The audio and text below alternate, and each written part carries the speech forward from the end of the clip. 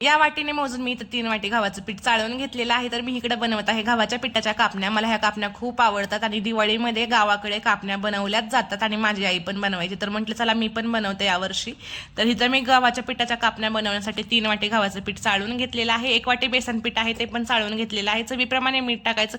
पाव चम्मच खायचा सोडा, पाव चम्मच इलायची पावडर ऍड करून घ्यायची. एक अर्धा चम्मच सुंठ पावडर आहे किंवा सुंठ किसून पण घेऊ शकता. तर ऍड करून घ्यायची, व्यवस्थित मिक्स करायचं. गुळाचं पाणी मी ऑलरेडी तयार करून घेतलं होतं.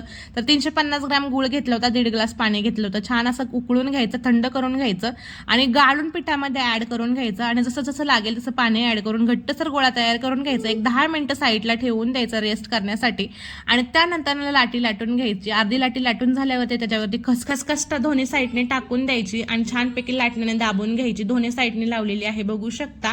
आणि कापण्या कट करून घ्यायच्या. कापण्या कट करतानाचा व्हिडिओ माझ्याकडून शूटच झाला नाही. एक घाणा पण मी तळून घेतला तरी व्हिडिओ चालूच नव्हता.